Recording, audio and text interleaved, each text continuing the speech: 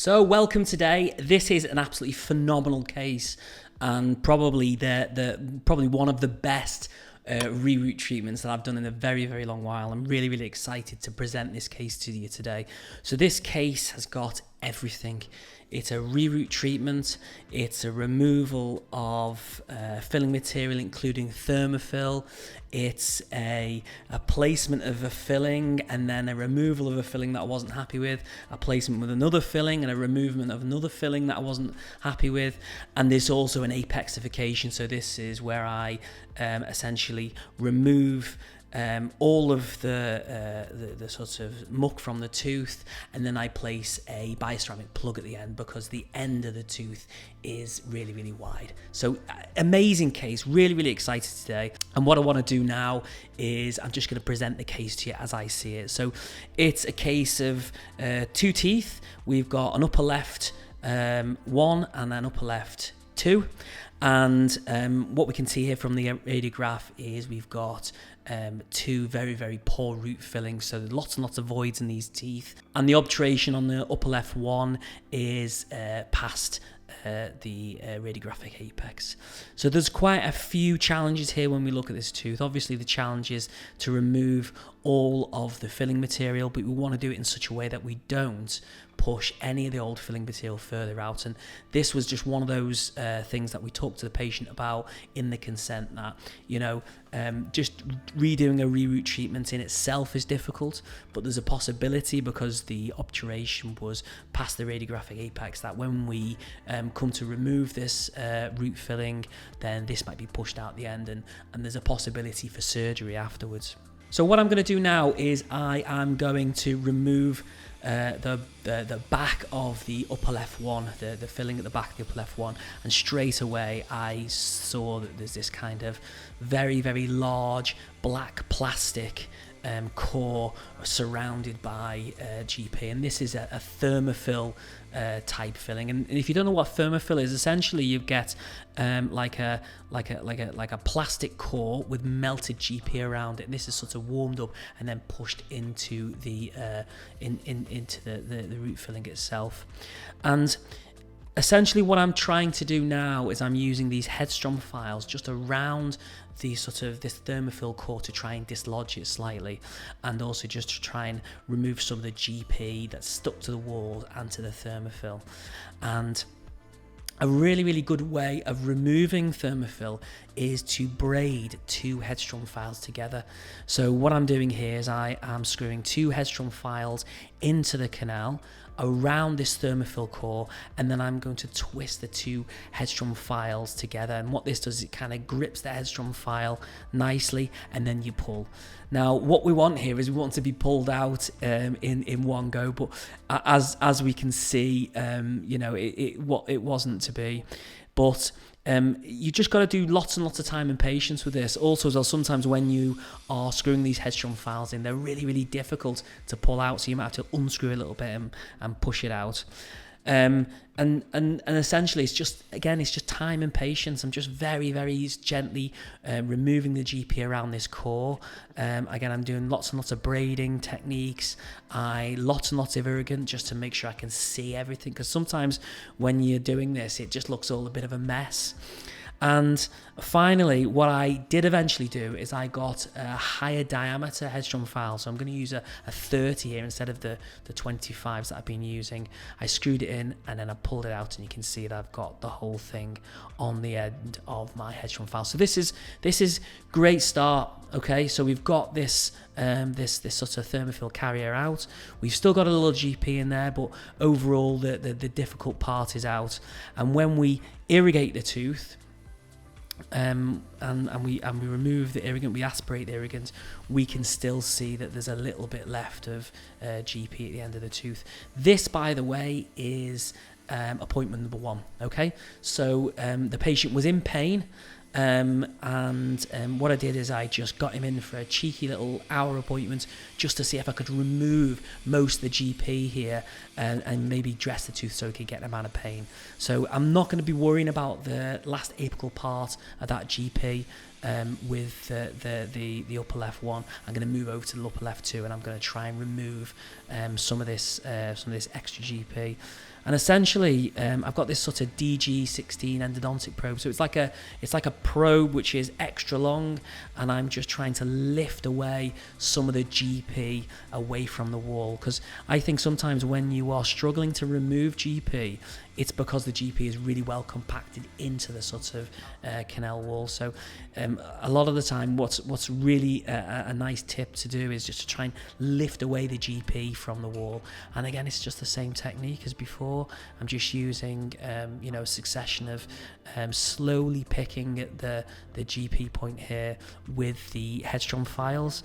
And like I say, sometimes when you screw the headstrong file in and you push, you can't quite push it enough, so you have to unscrew it a little bit. And again, say it once, say it 1,000 times, lots and lots of patience, lots and lots of picking. And as you can see here, I'm just very, very slowly pushing out most of the GP, making a right old mess.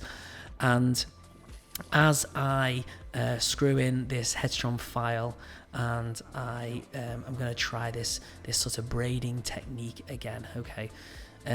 You've got to be really, really careful using this technique, because obviously the headstrong files are breakable. So what you don't want to do is you don't want to put too much stress on these files. But there's also the power of 2 here. As you pull it out, it starts to remove a lot of the GP. And unfortunately, in this case, the GP just came out in little tiny bits and bobs. So there you have it. We've got 2 teeth here, which we've got the vast majority of the GP removed. And what I'm going to do now is I'm just going to use my ultrasonic activator just to activate some of the irrigants and try and remove some of the extra little sort of fragments of GP. And then now I'm going to use my Yoshi GP remover, and this is like a DG endodontic probe, but on the end of it is just a very small hook, and I'm just using my microscope just to very, very gently sort of pick away at this GP. And what I don't want to do is I don't want to go too crazy, okay, because this is just an hour appointment. I don't want to rush. I know there's GP left behind, but if I rush, there's a real risk that I push this GP out the end. And, in the end, I've decided to just dress the tooth with some calcium hydroxide and a PTFE. And what the video doesn't show is that I have forgotten to record the placing of the calcium hydroxide and the PTFE. And essentially, because I'm using a microscope, I'm just going to use a direct injection technique for the calcium hydroxide. What I would say is, if you haven't got a scope or high magnification, doing that is it's risky business, because what you don't want to do is you don't want to fill the canal space up too much with calcium hydroxide and then it extrude out at the end, because it is a irritant, okay, and it will cause serious damage if you just squirt this calcium hydroxide willy-nilly. So we've got the patient back in for the second appointment. Again, I forgot to record me removing the old filling material, and we can see here with the upper left one that there is that kind of little bit of plug of GP remaining at the end. And what I'm going to do now is I'm just going to very, very gently use headstrong files and this Yoshi GP remover, very, very, very, very gently, just to try and remove this GP. And again, remember the x-ray from last time. What we don't want to do is we don't want to push out any of the GP, so we want to be super, super, super, super careful. And this sort of Yoshi GP remover is really, really useful, but sometimes the GP is so far down the canal that it's impossible really to drag it all out. And this is a super, super tip I'm going to show you now. One of the greatest ways of removing GP, especially really, really far down a root canal, is to fill the root canal with lots of irrigants and then use an ultrasonic activator to activate the GP directly. And what you'll find is the GP will activate and then it will kind of lift up the tip, and you can see here as I've activated the GP with the ultrasonic activator with the canal full of irrigants, this kind of like remaining fragment of GP kind of pushes up, and we can see from the x-ray here that it's all nice and clean, and all of the GP is completely removed from both of these teeth. So once we removed the GP from both of the teeth, we're going to do a working length check, and we know that the apex is really wide on this tooth, so I'm going to use the largest hand file that I can to try and gain the most accurate working length. We have a problem in this case, and we'll come to that in a second, but what I want to do now is I just want to apically gauge the upper left 2.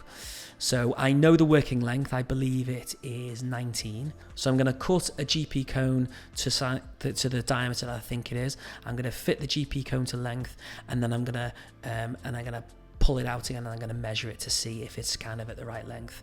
And as we pull it out here and we measure it, it notices that the length is 21.5. So if the working length is being found at 19, we need to increase the diameter of this GP point and then push it to length again. And as you can see here, the GP point is now quite small, and what you'll notice is because these are size 06 taper GP points, you may not be able to get a true apical diameter measurement with this because the upper part of the GP point is so thick. So a really good tip here, if you are cutting away GPs and it's getting smaller and smaller, is to roll it like we're rolling here in this video. So we can see that as we roll the GP point, it's increasing the GP point in length, but it's managing to keep the diameter of the end of the GP at the desired length, if that makes any sense. So as you can see now, the original GP point is narrower, but it's also longer, and as we fit it to length, it fits snugly, and we can see we're still a little bit too long on the GP point, so we want it about sort of 19 to 18.5, and as we sort of cut the GP point, it makes the end larger, and we just keep fitting it snugly, pulling it out to see if it's at the right length. And again, as we pull it out again, we can see that it's just still a little bit too long, so we're going to cut it a little bit more, make the diameter larger. And what we're doing now is we're trying to sort of work out how thick the diameter of the apex is. So as we can see, we're fitting that nicely to length, it's pushing nice and snug, and as we pull it out, the working length is at the correct length now. So we know the apical diameter of the upper left 2, and now what we're going to do is we're just going to use the same protocol for the upper left 1. However, what you'll notice is that we take a sort of a cone fit radiograph, and the cones are way off the radiographic apex. And this is a really important thing to mention, is that when you've got an open apex, your apex locator gives off really wild readings. Okay, so I know that in my past videos I always say follow what the apex locator tells you on its screen, but when we're working with open apexes, you want to kind of use a combination of x-rays and your apex locator.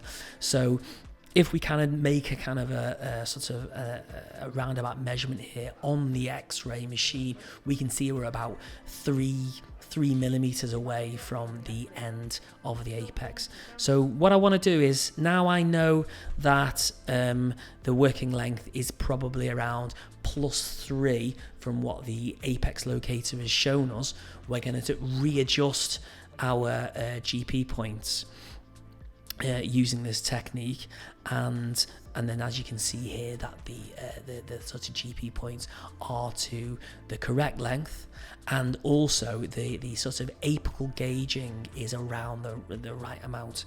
And you'll notice here that the GP points are fitting snugly, and then there's space around the GP points. You can see that on the X-ray. So we know that the GP is getting snugly fit at the end rather than further up the root canal. That's really, really important. So we know the approximate apical diameter of these teeth. So I'm going to remove those GP points and I'm going to put them in a disinfector. And then now what I'm going to do is I am going to do my irrigation protocol. So I am going to fill these I'm going to fill these canals up with irrigants, and then I'm going to ultrasonically activate them. And I'm also, in this case, going to use EDTA. You've got to be really careful with open apexes when we're using our irrigants. Obviously, the sodium hypochlorite is really, really caustic. Okay, so you've got to be really, really careful you don't push the hypochlorite out to the end of the tooth. And also, what I would say is, if you're using EDTA in open apexes, if you get that out the end, the teeth will bleed like mad, and you'll really, really struggle to dry the canal. So not to mention using the bleach and pushing it out at the end, but also the EDTA. And you can see now everything's nice and clean, and we're just going to use our drying protocol. And we're going to use paper points here. Again, if you're not too careful with your paper points and you push these out the end, you'll make the two teeth bleed. And again, you've got to make everything dry for it to set nicely. So it's kind of at this point now where I think to myself, well, the apical diameter of this upper left 2 is about 60 after we rechecked it, and I think 60 is probably okay for us to use with GP rather than doing an apical plug. But as I fit this GP point to length, I noticed there's a significant amount of space around this GP point, and I'm seriously concerned about filling this tooth adequately, and obviously sealing the end. Now, I suppose in a way you could say, well, why don't you use a bioceramic? I think a bioceramic in this case will probably leak out the end of the open apex quite significantly. So, I'm looking at this now and I'm thinking, do you know what? I just think we just need to remove this and change tack. And there is absolutely nothing wrong with doing that. There's nothing wrong with getting a GP point in or getting some sort of obturation in and not being happy. So I, at the 11th hour, just remove this GP point, and I feel like I need to do an Apexification technique. So what I'm going to do is I am going to plug the end of the tooth unconventionally. So I'm not going to use GP. I'm going to use a bioceramic. And what we do is we use an instrument that can create plugs. And in this case, I'm going to use this instrument by Z-Mug, which what you do is you kind of push the bioceramic into these kind of holes, and it creates like a custom sized plug that you can pick up with a Mach 2 plugger. And then what I'm going to do is I'm going to use the GP point that I've sort of apically gauged to push the bioceramic all the way to the end of the root. And it can be really, really technique sensitive, this, because sometimes the bioceramic can sort of get caught on the sides of the canals.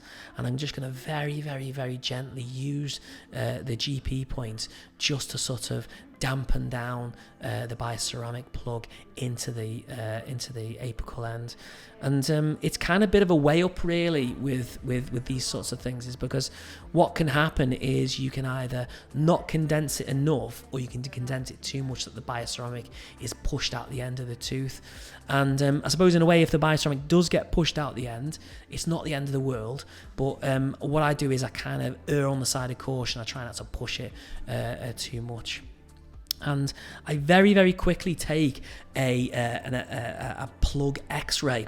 So this is kind of an X-ray we take just to see what the plug looks at the end. And you've got to take this really, really quickly, because this bioceramic sets quite quickly as well in the presence of moisture. And we can see here that the upper left 2, the plug is not to length and it's not very well condensed. And the upper left 1, the plug is slightly out the end. Again, it's not ideal, but it's not the end of the world, okay? So what I need to do now is I want to add a bit more bioceramic to the upper left too, and condense it down a little bit. And again, I'm just being super careful. So just using the GP point that I used to apical gauge to try and push the bioceramic down. And what also you can use rather than the GP point is a Mach 2 plugger. The problem with a Mach 2 plugger is you can really push this down quite significantly. So the length control is not as great as if you're using the GP point that you know is to length and you know is sort of the apical diameter. And we take another plug check, and here I'm relatively happy. So we've got a little bit of extrusion, but I suppose with the extrusion in this case, it's just kind of domed over, so it doesn't look too bad. And I suppose in a way, what you don't want to do is you probably want to be a little bit over than under, which to most conventional root canals is not what you want to do. Okay, so if you're using a conventional single cone technique with GP to fill the end, if you are over, then it's associated with poor outcomes. Okay, it's kind of one of those things where what would you rather? It's tough because both aren't in the aren't greatest things, but in this case I'm happy with the bioceramic being quite biocompatible, and I'm happy that I've filled the whole length of the root. So once you've filled the tooth with the bioceramic plug, you're going to use a backfill unit. So I'm using a B&L backfill here to sort of backfill warm gutter perker upwards. And as I fit this this warm GP into the upper left one, I get this kind of strange feeling that I'm not really happy that that's been condensed completely. So what I'm going to do is I'm just going to park that tooth for now, and I'm just going to backfill the upper left too. And this is quite straightforward, and essentially it's just I do it in tiny little steps. You can backfill it all the way, but to me I feel like it's a much better if we do it in stages.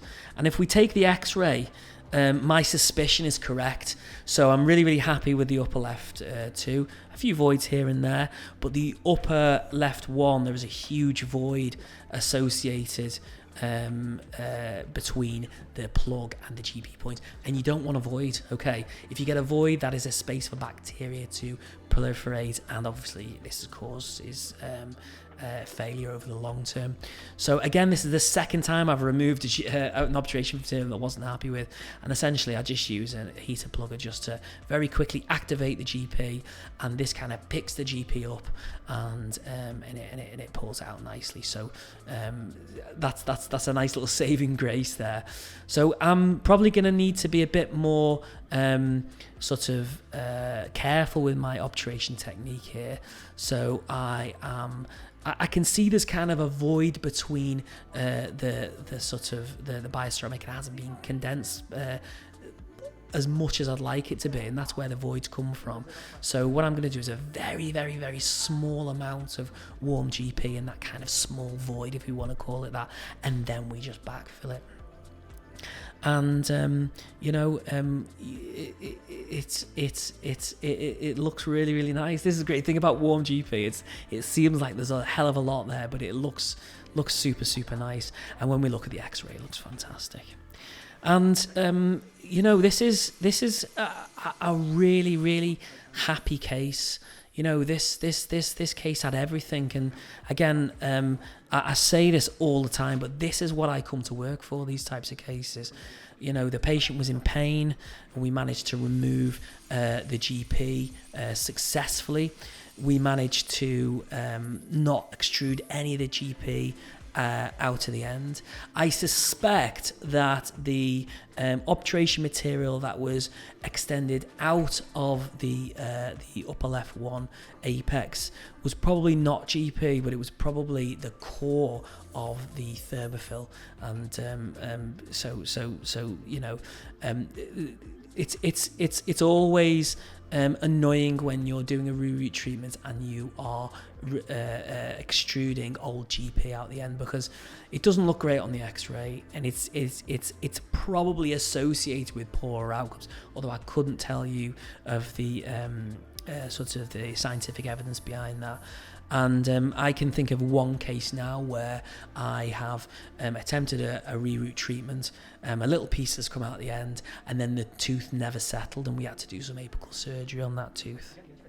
So overall, absolutely fantastic case. I really hope you've enjoyed this case. I really enjoyed making this video and having a big chinwag about it. And like ever, you know, like with all the cases that we do, any of the videos, let's spark a debate. You think you could have done something different with this case, something better, or you have any questions, you message me in the video section, you message me in the comment section below, and let's have a debate. And I will see you next Friday for our next video. Okay, have a nice day, and bye-bye.